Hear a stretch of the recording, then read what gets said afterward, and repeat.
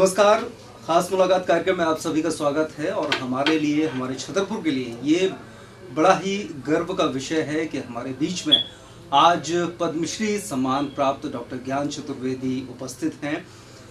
व्यंग एक ऐसी विधा है जिसकी पहचान या यूं कहें कि जिसकी शुरुआत हिंदी साहित्य में बहुत बाद में हुई और श्रीलाल शुक्ल, शरद जोशी, हरिशंकर परसाई की उस परंपरा को आगे बढ़ाने में अगर किसी का योगदान है, महत्वपूर्ण योगदान है, तो वो है डॉक्टर ज्ञान चतुर्वेदी। बुंदेलखंड से ताल्लुक रखते हैं, इसलिए ये भी हमारे लिए बड़े गर्व की बात है कि वो आज हमारे बीच में हैं। हम गौरव कर सकते हैं कि पद्मश्री अगर उन्हें मिला है तो पूरे छतरपुर जिले को मिला है। हम स्वागत करते हैं बहुत बहुत आपके स्टूडियो में। सर, पहला सवाल यही है कि नरक यात्रा, बारामासी, मरीचिका और हम ना मरब के बाद क्या? नहीं, बहुत है। अभी तो कुछ लिखा ही नहीं है जी। सही बात तो ये है कि लिखा ही नहीं।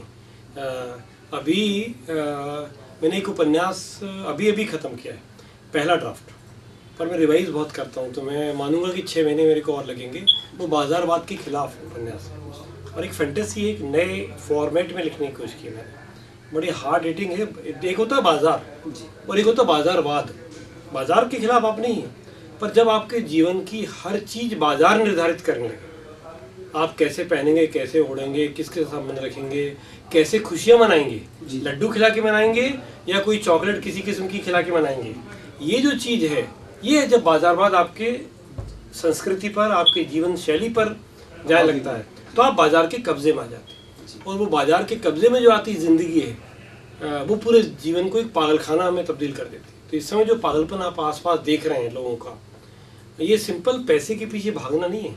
ये बाजार ने उनका जीवन निर्धारित करना शुरू कर दिया। वो कैसा सोचेंगे, वो कैसा व्यवहार करेंगे, तो उसके खिलाफ एक पागलखाना ही नाम है उस उपन्यास का। वो मैंने अभी पूरा किया है।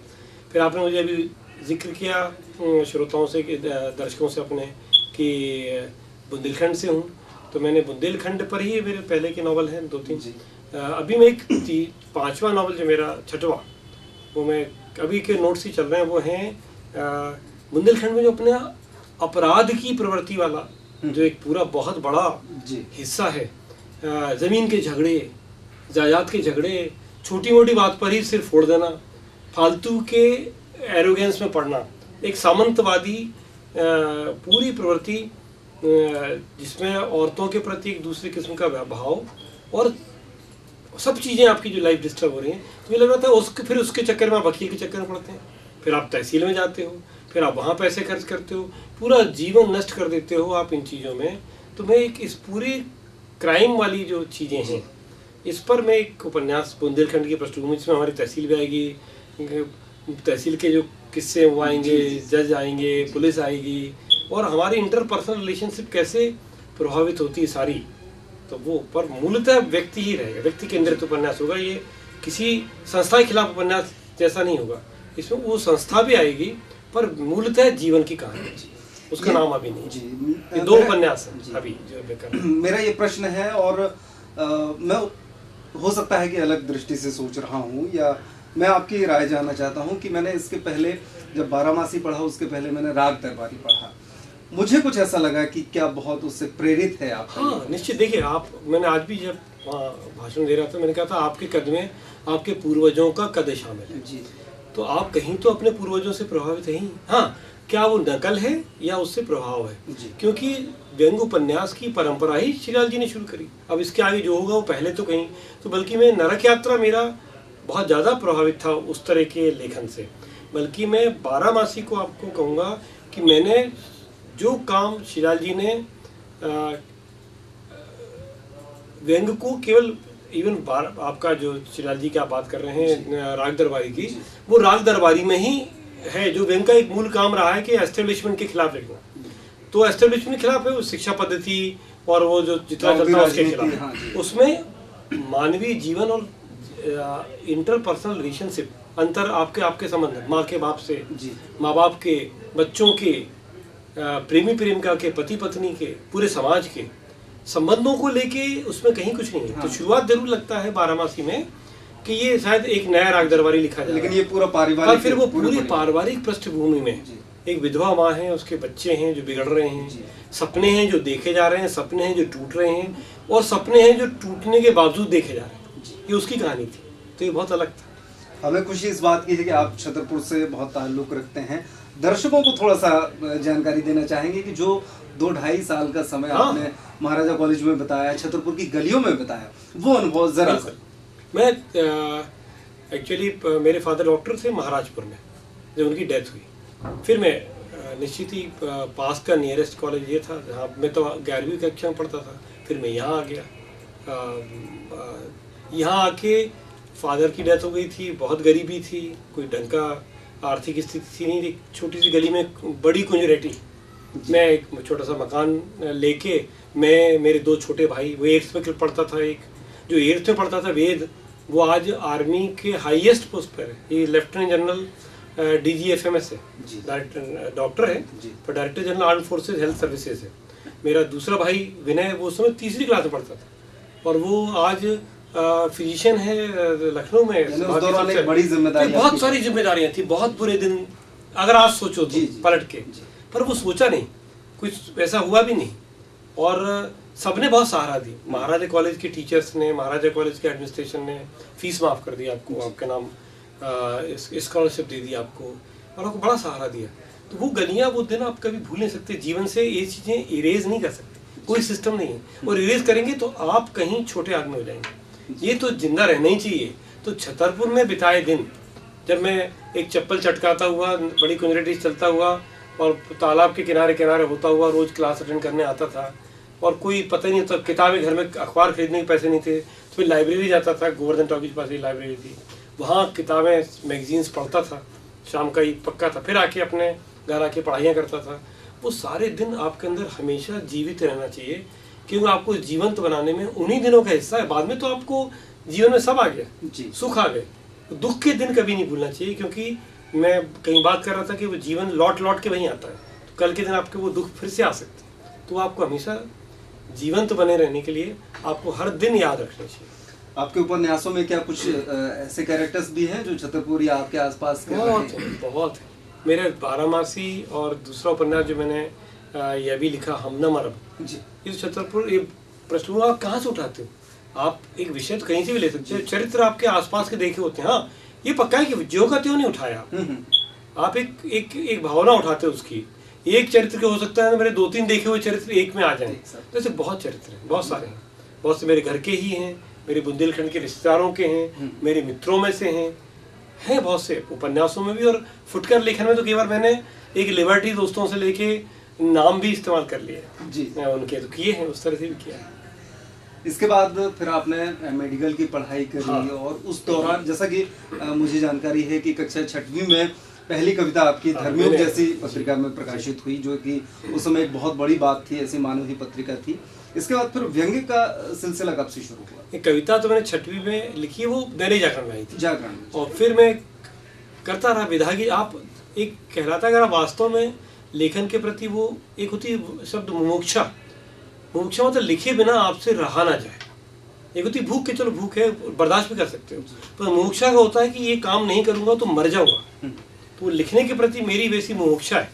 तो वो उस मुमुक्षा की तलाश में कि कैसे मेरे को मजा आएगा, तो वो मेरे को 4-5 साल 6वीं क्लास से 11वीं क्लास तक बीते होंगे, तो मैंने सब विधाएं ट्राई की। मैंने कहानियाँ लिखी, मैंने जासूसी उपन्यास लिखे, मैंने कविताएं लिखी, मैंने शायरी भी लिखी, सभी में हाथ सब किया, पर वो अंदर संतोष नहीं आता था। फिर जब मैंने परसाई जी को, शरद जी वगैरह को पढ़ा, मुझे लगा मैं ऐसा लिख सकता हूँ, तो लिखा तो मेरे को बहुत मजा आया। सबसे करीब किसको पाते हैं?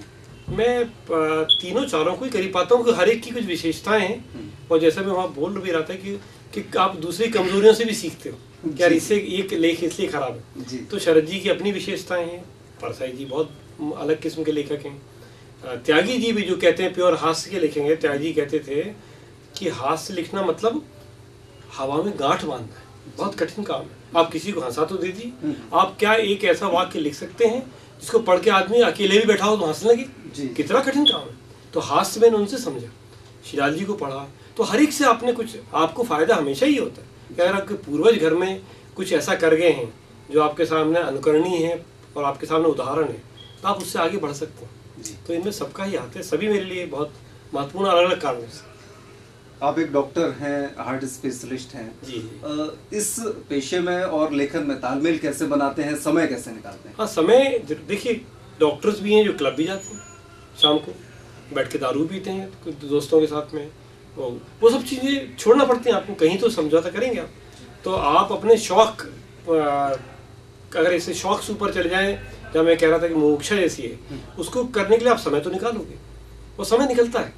आफ्टर ऑल ऐसा कुछ नहीं कि आप 24 घंटे ही डॉक्टरी में, और आपको ये डिसिप्लिन जरूर रखना पड़ता है कि आप कैसे अपने आप को तुरंत कट ऑफ कर सके और अपने नई जगह चले जाएं मानसिक रूप से। तो वो मैंने डिसिप्लिन तैयार किया। तो जितना मुझे मौका मिले, मुझे अगर किसी कारण से उस दिन 15 मिनट का ही मौका है और फिर अस्पताल जाना ही है, तो उस 15 मिनट में बैठ जाता हूँ लिखने को। कुछ बने ना बने, रफ बने, कुछ स्केचेज ही आ जाएं जो बाद में कहीं डेवलप किए जा सकें, पर रोज नियमित लिखता हूँ, बैठता हूँ लिखने, ये पक्का है, पिछले 30 साल से कर रहा हूँ। यानी वैसा माहौल नहीं है कि ऊटी या शिमला नहीं, जाना कहीं है नहीं, मुझे कोई बहाना नहीं चाहिए, कोई लग्जरी नहीं चाहिए, कोई मेरे को आसपास का ऐसा माहौल नहीं चाहिए, और ऐसा भी नहीं कि जब तक सिगरेट हाथ में नहीं होगी तब तक विचार ही नहीं आएंगे मन में। ये सब फालतू के नाटकबाजियाँ नहीं है। ये नखरे करते हैं तो ये नखरे करने के लिए होते हैं, लेकिन अपनी पहचान उल्टी सीधी बनाने की किया है। वरना एक सवाल ये है कि एक दौर वो था जब कवि सम्मेलनों के मंचों पर व्यंग स्थापित होता था। शरद जोशी जी जैसे लोगों को व्यंग पढ़ने के लिए, गद्य पढ़ने के लिए बुलाया जाता था। आज के समय में ऐसा कुछ असल में कठिन ये है कि जैसे मैं आपको बोलूं कि मैंने कुछ जगह जाके व्यंग पढ़े हैं और मुझे हर जगह ये एक कॉम्प्लीमेंट मिला है कि आप बिल्कुल शरद जी जैसा पढ़ते हैं और बहुत अच्छा पढ़ते हैं। पर आप जीवन में चुनना पड़ता है। वो शरद जी की अपनी मजबूरियाँ थी कि उस समय पैसे की बात थी, फ्रीलांसर थे।